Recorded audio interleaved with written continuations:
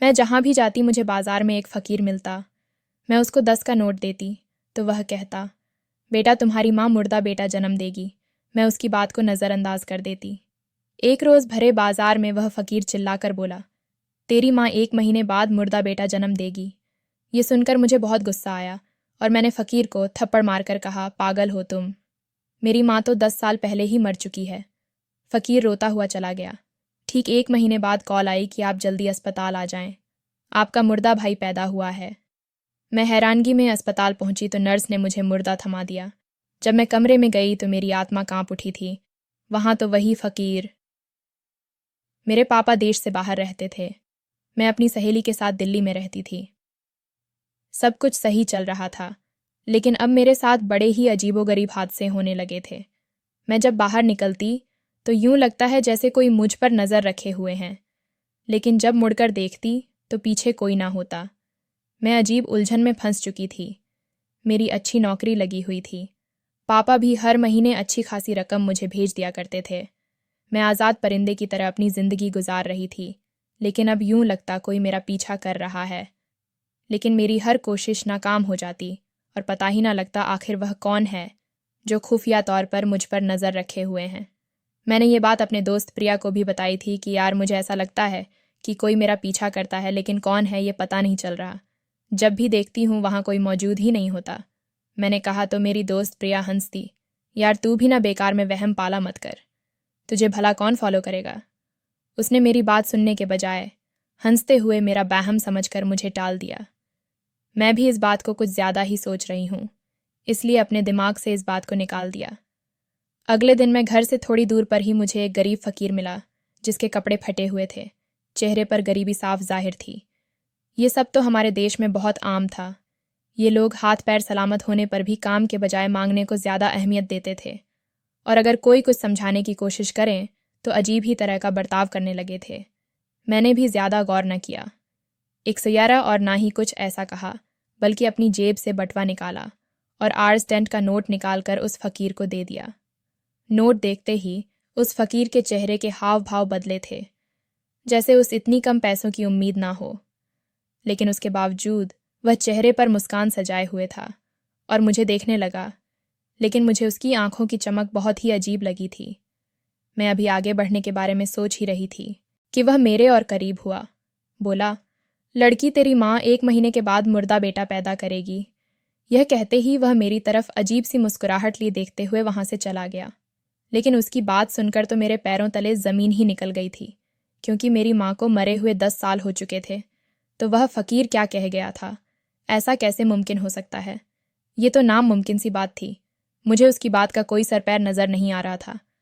पहले जो मैं हैरान हुई थी, अब सोच सोच कर गुस्से से मेरा दिमाग पागल होने के करीब था, क्योंकि वह फ़कीर जाने अनजाने में मेरी मरी हुई माँ पर इल्ज़ाम लगा गया था। क्या पता वह दिमागी मरीज़ हो, इसलिए उसने यह सब कहा हो।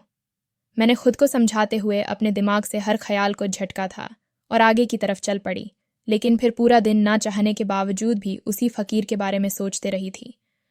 अगले दिन जब घर से निकली तो फिर से वही फ़कीर मेरे सामने आ गया, और आज भी मैंने जब उसे पैसे निकाल कर दिए तो वह वही बात बोला था कि लड़की 1 महीने बाद तेरी माँ मरा हुआ बेटा जनेगी।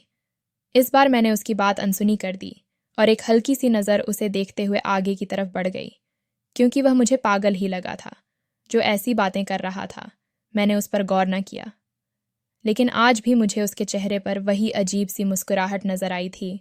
मैंने उसे अपने दिमाग से झटका और अपनी काम पर जाने लगी और अपना सारा ध्यान अपने काम पर लगाने लगी, लेकिन कामयाब ना हो सकी। वो अच्छा भला आदमी रोज़ मुझे एक ही बात कह रहा था। आखिर इसका मकसद क्या था? क्या वह वाकई पागल था, या फिर मेरे सामने यह सब करने का ढोंग रच रहा था, या उसका मकसद कुछ और था? लेकिन एक फ़कीर का मुझे यह कहना कि 1 महीने के बाद मेरी माँ मरे हुए बच्चे को जन्म देने वाली है, ऐसी बात कहने के पीछे क्या वजह हो सकती थी? ऐसे क्या मजबूरी थी कि वह बस मुझे ही यह सब कहता था? किसी और को क्यों नहीं कहता था? लेकिन क्या पता वह किसी और को भी कहता हो। मैं कौन सा हर वक्त उसके साथ रहती हूँ। मैंने अपने दिमाग को झूठी तसल्ली दी और वहां से चले गई। 232। अगले दिन मैंने अपनी दोस्त को लेकर एक मेले में चली गई थी। मैंने कहा, यार देखो कितना अच्छा है यहाँ सब। प्रिया अपनी खुशी का इजहार करते हुए बहुत ही शौक से यहाँ वहाँ घूम रही थी और हर चीज़ को देख रही थी। 2 महीने के बाद उसकी मंगनी होने वाली थी। उसका कहना था, शादी से पहले का समय ही घूमने फिरने का समय है, उसके बाद तो तेरे जीजू कहीं आने जाने नहीं देंगे। इन मर्दों के भी अजीब ही नखरे होते हैं। मैं उसकी खुशी देखकर जहाँ खुश हो रही थी, लेकिन उसकी बात सुनकर कहने लगी, बस कर दे यार, तूने तो सारे मर्दों को ही एक ही पालने में तोलना शुरू कर दिया है। वह तेरी बचपन की मोहब्बत है, इसलिए तेरे मिजाज का है, और फिर तेरा देखा भाला करता है। किसी अनजान लड़के का क्या पता कैसा है कैसा नहीं। कम से कम तुझे यह तो पता है किस बात पर खुश होगा और किस बात पर नाराज़। इसलिए तू ऐसे काम ही ना करना कि वह नाराज़ हो, बल्कि उसका दिल खुश रखना।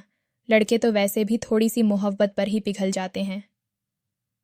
मैंने हंसते हुए कहा था, और जैसे ही मेरी नज़र सामने पड़ी, हैरत से मेरी आंखें फट पड़ी थीं, क्योंकि वही पागल इंसान अच्छे खासे हुलिये में खड़ा किसी आदमी को कोने में लेकर बातें करने में बिजी था। मैंने प्रिया का ध्यान उसकी तरफ करने की कोशिश की, लेकिन जब तक प्रिया ने देखा, वह आदमी वहां से गायब हो चुका था। मुझ पर तो हैरतों के पहाड़ टूट पड़े थे। ऐसा कैसे हो सकता है? यह भिखारी यूं अच्छे खासे कपड़ों में खड़ा होकर किसी से बात कर रहा था। प्रिया, तूने देखा, वह फकीर वहां पर इतने अच्छे कपड़ों में खड़ा क्या कर रहा था? और वह आदमी वही है जो रोज़ मुझे... अभी मैं अपनी जल्दबाजी में कुछ कह देती कि मेरे चेहरे के उड़े रंग देखकर प्रिया परेशानी से मेरी तरफ देखने लगी थी। क्या हुआ, तेरे चेहरे का रंग क्यों उड़ा हुआ है? और तू किस फकीर की बात कर रही है? प्रिया ने मुझसे पूछा तो मुझे अचानक ही अपनी जल्दबाजी और दिमागी हालत पर गुस्सा आया। यह बात तो मैं प्रिया को पहले ही बता चुकी थी, तो अब बताने में क्या समस्या थी? इसलिए जल्दी से बोला, वहाँ वहाँ वह आदमी खड़ा था, वही फकीर मांगने वाला जो रोज़ मुझे कहता है 1 महीने बाद मेरी माँ मरा हुआ बच्चा जनेगी। मैंने उसे बताया, मुझे समझाते हुए कहने लगी, हाँ तो वह पागल है, इसमें कौन सी अजीब बात है जो तेरे चेहरे का रंग उड़ा हुआ है। 333, प्रिया ने नॉर्मल शब्दों में कहा। मैंने कहा, अरे तूने देखा नहीं? जब मैंने उसे देखा, वह सूट बूट पहने हुए था और वह किसी आदमी से बात भी कर रहा था वहां खड़ा होकर। मैं प्रिया की अकल पर मातम करते हुए उसे पूरी बात बताई थी, लेकिन मेरी बात सुनने के बाद थोड़ी देर खामोश रहने के बाद प्रिया जो हंसी तो हंसते ही चली गई। तेरे कहने का मतलब है कि एक भिखारी ने हमारा पीछा किया और अब सूट बूट पहनकर खड़ा होकर वह किसी से बात कर रहा है? तू पागल हो गई है। उसे ये सब करके क्या मिलना है? और भिखारी के पास सूट बूट कहाँ से आएगा? इसका मतलब असल में ना, तूने इस फकीर को सोच सोच कर उस फकीर को अपने दिमाग पर इतना हावी कर लिया है कि तुझे हर आदमी में इस फकीर का चेहरा नजर आता है। ये सब तेरा वहम है। मुझे तेरी तबीयत सही नहीं लग रही, चल हम घर चलते हैं। उसने इन सब बातों को मेरे दिमाग का फितूर समझकर मुझे इस समय घर चलने के लिए कहा। वह मुझे घर लेकर आ गई। मुझे आराम करने का कहते हुए वो दूसरे बेड पर चली गई। हम लोगों ने एक ही फ्लैट किराए पर लिया हुआ था, जिसमें एक ही कमरा, एक ड्राइंग रूम था, साथ एक छोटा सा किचन भी था।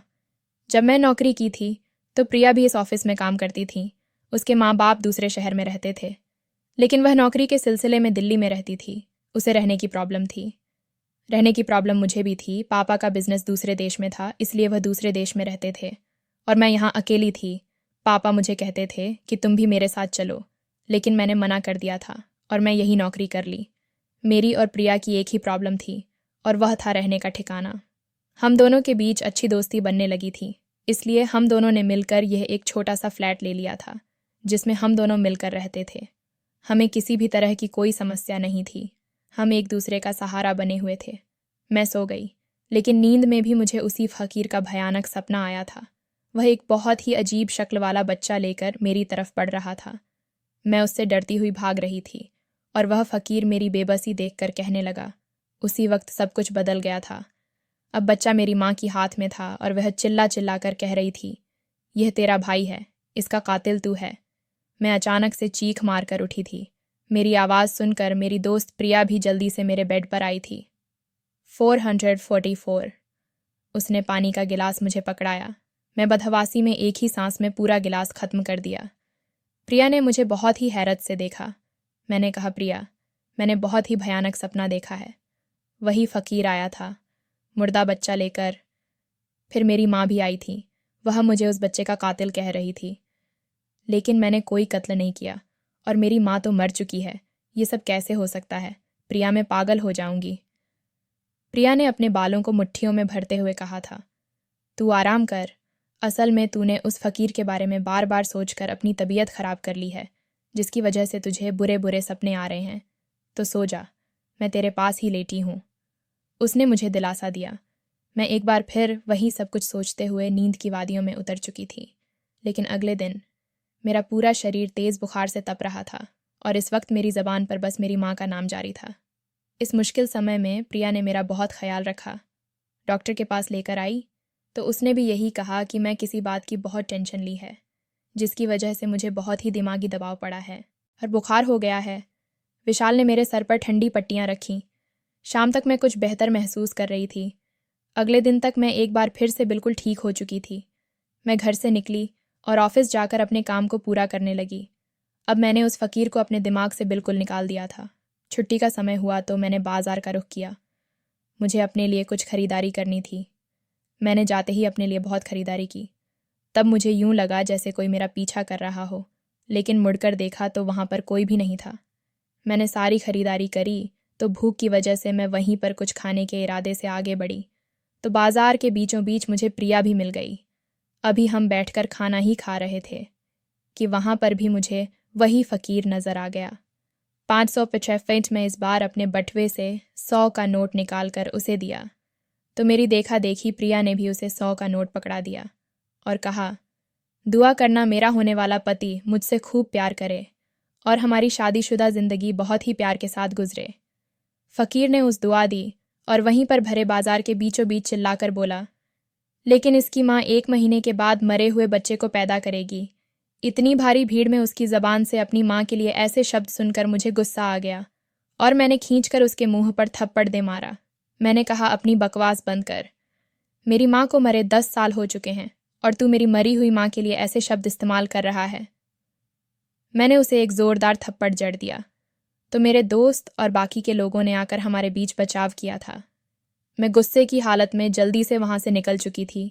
मेरा बस नहीं चल रहा था कि वह आदमी मेरे सामने आ जाता तो मैं उसका कत्ल कर देती। मैं सीधा अपने घर आई थी। अपनी माँ की तस्वीर के सामने खड़े होकर मैं बिलख बिलख कर रो रही थी। मैं अपनी माँ से बहुत प्यार करती थी और वह आदमी मेरी माँ के लिए ऐसे गलत शब्द इस्तेमाल करता तो मेरा खून खोल उठा था। लेकिन मैं बेबस थी, मैं क्या कर सकती थी। इसलिए आज बहुत गुस्से की हालत में मेरा हाथ उस फ़कीर पर उठ गया था। लेकिन वह आदमी भी बहुत अजीब था। कभी फटे कपड़ों में भीख मांगता तो कभी सूट बूट में खड़ा बातें कर रहा होता था। आखिर इसका मुझे मेरी माँ के बारे में ऐसी बातें करने के पीछे मकसद क्या था? वह मुझसे क्या चाहता था? क्या उसे पैसों की ज़रूरत थी जिसकी वजह से वह झूठ बोल रहा था, या फिर बात कोई और थी? इस हादसे के बाद 4 दिन तक वह आदमी मुझे नज़र नहीं आया था। मैं भी उसे भूलकर अपनी ज़िंदगी में बिजी हो चुकी थी। लेकिन ठीक 2 हफ्ते बाद वह एक दिन फिर मेरे सामने आकर खड़ा हो गया और बोला, कल तेरी माँ एक मरे हुए बच्चे को जन्म देगी। वह काफ़ी घबराया हुआ था। उसने अपना चेहरा एक कपड़े से ढका हुआ था और लगातार यहाँ वहाँ देखकर मुझे ये बात बता रहा था, जैसे उसे किसी का डर सता रहा हो। मुझे उसकी बात पर गुस्सा तो बहुत आया था, लेकिन अब मैं उसकी हालत पर गौर किया। 666 तो वह बहुत बुरी हालत में था। होंठ सूखे हुए थे, जैसे कुछ खाया पिया ना हो। इससे पहले मैं उसे कहती कि उसने न जाने क्या देख लिया कि मुझे मेरा नंबर मांगने लगा। उसका चेहरा डर के मारे सफ़ेद पड़ चुका था। उसके बाद वह जल्दी से वहाँ से भाग गया था। मैंने अपने आसपास नज़रें दौड़ाई तो मुझे ऐसा कुछ ना मिला कि मैं शक करती। उसको ऐसी हालत में देखकर मैं इस कदर बदहवास हुई थी कि जब घबराकर नंबर मांगने लगा तो मैंने उसे अपना नंबर दे दिया था। लेकिन अब मुझे अपनी जल्दबाजी पर गुस्सा आ रहा था। आखिर मैंने उसे नंबर दिया ही क्यों, लेकिन नंबर लेकर क्या करता। खैर, मैं इन सारी बातों को दिमाग से झटका और घर आ गई। खाना खाने के बाद मैं कुछ देर के लिए सो गई थी। शाम को उठी तो घर का कुछ ज़रूरी सामान लाना था। वही लेने की इरादे से मैं मार्केट चली आई थी। अभी मैं कुछ सामान खरीद रही थी कि तब भी मेरी नज़र रिक्शे पर बैठी एक औरत पर पड़ी थी। उसे देखकर मैं उसे देखी तो देखती रह गई थी। वह तो बिल्कुल मेरी माँ की जैसी थी। जो औरत रिक्शे पर बैठी हुई थी उसके चेहरे पर उम्र के आसार नजर आने लगे थे। चेहरा कुछ मुरझाया हुआ था, लेकिन शायद वह प्रेग्नेंट थी। मैं हक्का बक्का सी उसे देख रही थी। वह भला मेरी माँ कैसे हो सकती थी? मेरी माँ तो 10 साल की उम्र में ही मुझे छोड़कर इस दुनिया से चली गई थी। मैं जल्दी से उस रिक्शे की तरफ बढ़ी थी कि तभी दुकान वाले ने मेरा हाथ पकड़ लिया। कहने लगा, मैडम जी, जो सामान लिया है उसके पैसे तो देकर जाओ। मैं जल्दी से पर्स में से पैसे निकाले और उस आदमी को दिए। उसने खुले पैसे मुझे दिए। इतनी देर में वह रिक्शा पता नहीं किस गली में मुड़ गया था। मैं इधर उधर उसे ढूंढने की बहुत कोशिश की, लेकिन वह रिक्शा वाला मुझे कहीं दिखाई नहीं दिया। अब पता नहीं क्यों मुझे उस फकीर की बात पर विश्वास होने लगा था। क्या सच में वह औरत मेरी माँ थी या बस मेरी आंखों का धोखा था? मैं उलझन का शिकार थी और इसी उलझन में घर वापस आ गई थी। मेरे दिमाग के पर्दे पर मेरी बीती जिंदगी घूमने लगी थी। मैं 10 साल की थी कि तभी मेरे पापा एक दिन रोते हुए घर आए थे। कहने लगे, बेटा, तुम्हारी माँ एक एक्सीडेंट में मर गई है। एक्सीडेंट की वजह से उसका चेहरा बहुत ख़राब हो गया था, यहाँ तक कि उसका पूरा शरीर कुचल गया था। मैंने उसका अंतिम संस्कार कर दिया है। तुम बिन माँ की रह गई हो मेरी बच्ची। 777। पापा ने मुझे गले लगाकर तसल्ली दी थी। खुद भी रो रहे थे और माँ की मौत की खबर सुनकर मैं भी फूट फूट कर रो रही थी। मेरी माँ मुझे बहुत मोहब्बत करती थी।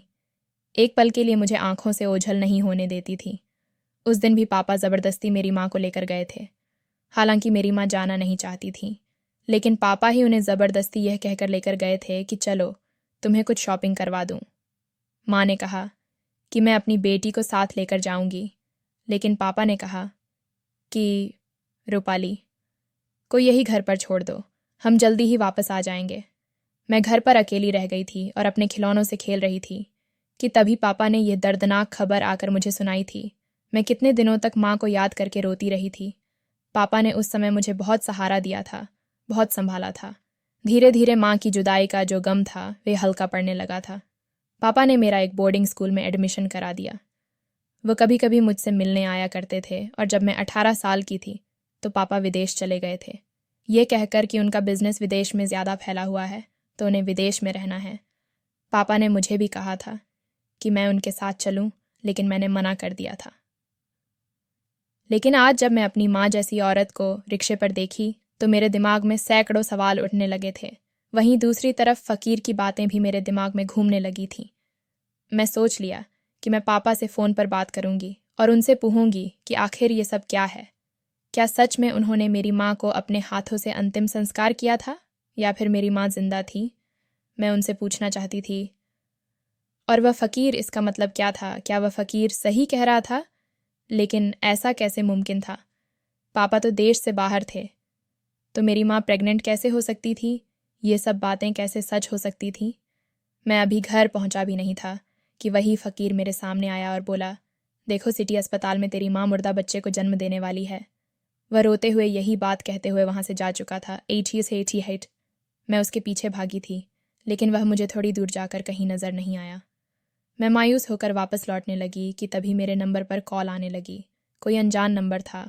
मैं जल्दी से कॉल उठाई तो आगे से एक नर्स बोली, आप जल्दी से अस्पताल आ जाए, आपकी माँ ने एक मुर्दा बच्चों को जन्म दिया है।